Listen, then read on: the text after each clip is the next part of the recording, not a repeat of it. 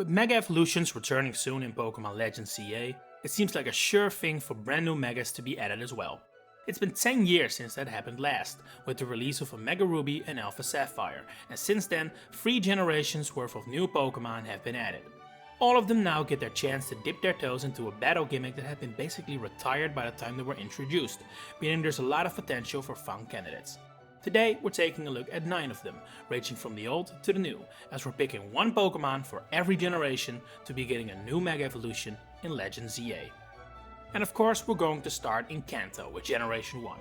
Out of all 9, this might honestly be the most difficult one, as many Gen 1 Pokémon have by now had a revisit, be it with a regional or paradox form, new evolution, Gigantamax or a previous Mega Evolution. This list of Kanto Pokémon who have never received anything shrinks with every game, with Scarlet and Violet recently removing Tauros, Jigglypuff and Primeape from it, so options are dwindling. Some Pokémon who are still on it, like Pharaoh, Golduck, Venomoth and Victreebel, would make for interesting picks, but a prospect that really excites me is the potential of a Mega Evolution for a regional form, with Alola feeling more likely than the other regions there due to it being the first. Alolan, Sandslash, Ninetales or Marowak especially feel like strong candidates in that regard. However, since I wanted to go with an actual Kanto Pokémon, my choice for the first gen is gonna be the name I can barely believe has never received any new form whatsoever, being Dragonite. Out of all the pseudo-legendaries we've had over the years, only Dragonite and the most recent trio of Kommo-o, Dragapult and Baxcalibur have never had any updates. It's time for that to change, I'd say. It's long overdue for one of the series' most iconic Pokémon to receive his special form. And hey, he already has the name for his Megastone built in. It's like it's meant to be. Let's move one door down to Kanto's next door neighbors of Johto. This generation has become notorious over the years for introducing a large number of lines who felt unfinished and underpowered, so much so in fact that Game Freak has seemingly started to pick up on it themselves. Quillfish, Standler, Girafarig, Dunsparce and Donphan even twice over have all had their revisions in recent years, getting to the point where potential candidates from Johto are also lowering in numbers. But I've managed to drum up some eligible Pokémon regardless, specifically focusing on some who are not so weak and could, with a strong Mega, potentially become serious threats. It led me to names like Fortress, Skarmory and to a lesser extent Jumpluff. In the end though, my true pick saw design win over power, prompting me to go for Octillery. I've always found Octillery's beta design, where its origins as a tank-based Pokémon were clearer, to be really cool, so I'd love to see this, or at least something inspired by it, become his Mega Evolution when we revisit Lumio City. It doesn't really feel like a pure water type anymore, so maybe the steel type could be a nice addition? I'll leave that to Game Freak to figure out. Next we head to Hoenn, who have of course already had a massive influx of Megas when Auras rolled around, making me think they'll be lower on Game Freak's list of priorities for Legends ZA. In fact, I think there's a pretty big chance that not all pre-existing Megas will feature in that game, unlike what I've seen plenty of fans assume. And if that's the case, some of Hoenn's Megas will have a large chance to miss out. Think of the starters for example, or Rayquaza. I just can't see those making their appearance in Kalos, but I'd love to be wrong of course. Looking at the Gen 3 Pokémon that haven't received special treatment yet, I think some potential candidates would be Hariyama, Tropius, Wailord or Milotic. Especially those latter two would be very interesting. I'm very curious what Mega Wailord could possibly look like, and Milotic feels like a Pokémon who can't be too far off a special form in the future, seeing as it's relatively popular and quite strong already. But even those two lose out to my final pick, and I think we can all see this one coming. It's Flygon. Of course it's Flygon. One of the most highly anticipated Megas for Auras, it eventually didn't end up happening as a result of artist block. But now that we're 10 years on, with new designers on the team, it's time to revisit the idea. I have to say, out of all my 9 picks, this feels like the most likely one. Game Freak are well aware of how much people want Mega Flygon, and with Trapinch being found in the Lumiose Badlands in X and Y, so close to the city, I think this may finally be Flygon's moment.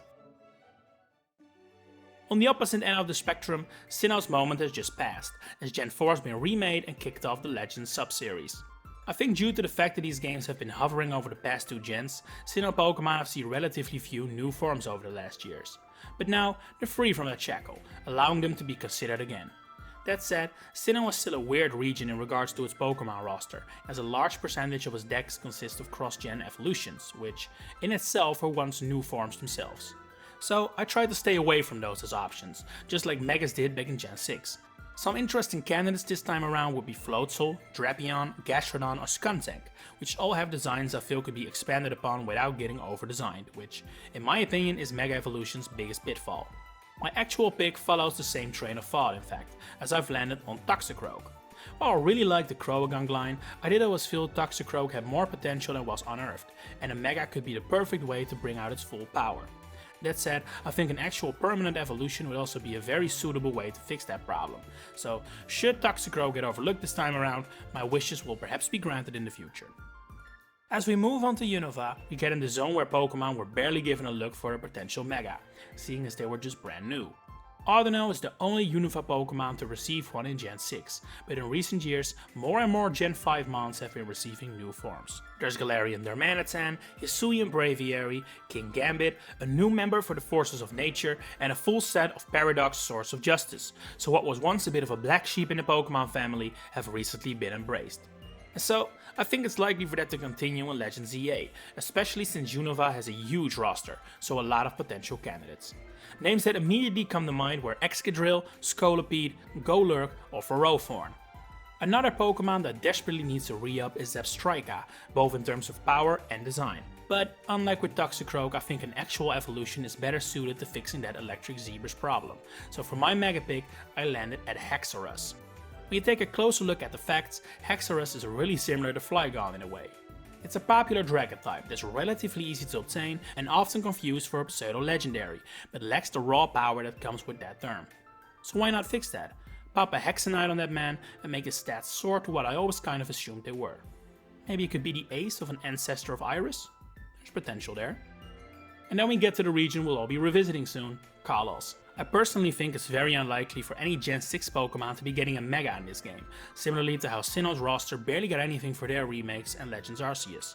But I promised one Mega for every gen, so I've gotta deliver. Probably due to the introduction of Megas, Kalos has a very small roster of Pokemon, and most of them don't really feel like well-suited candidates for me. I can't pinpoint exactly why, but their designs don't scream monsterify me, which I feel is generally speaking the design philosophy behind quite a large number of Megas. In the end, I settled on a short list of Pangoro, Heliolisk, Pyroar and Noivern.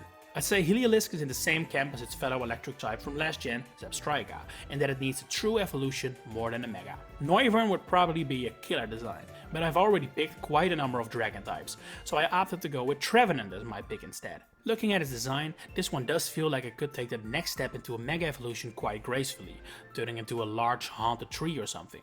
It would also put it on a somewhat equal footing to its counterpart Gourgeist, who of course has the entire size gimmick to call its own, while Trevenant has nothing to set it apart. It's time we change that, I'd say. Next we dive into truly uncovered territory, Pokemon who didn't even exist when Mega Evolution was in its heydays. Obviously we're gonna start with Alola, which immediately gives us a lot of options seeing as Z-moves didn't have special forms to pass around to the local Pokemon. You could really make a very long list of candidates here, but I decided to go with a few more fun picks, like making Mudsdale even heavier, giving Vikavolt the speed its dex entry alludes to, or help make Bruxish less forgettable and, well, hideous, by upping its design a notch.